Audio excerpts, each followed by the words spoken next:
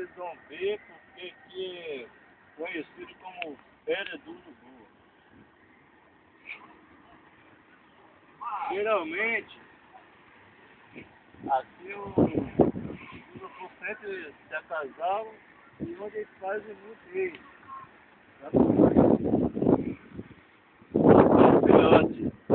E ali vocês vão ver,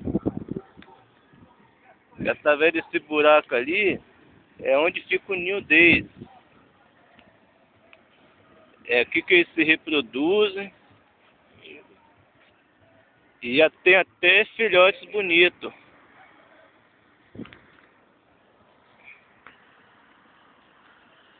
Eu estou descendo para vocês poderem ter o acesso aqui ao...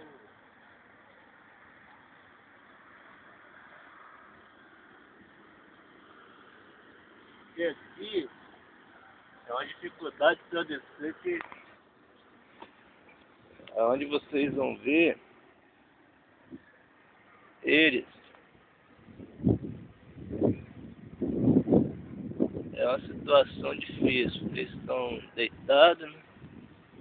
Não sei se vocês podem reparar.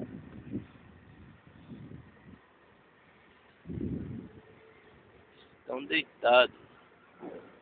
Mas a gente vai descer mais um pouco lá para ver.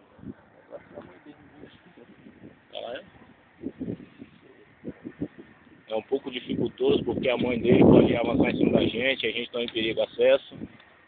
Então a gente está fazendo o máximo para mostrar para vocês a beleza de Argola, a beleza do Morro do Urubu. Cadê?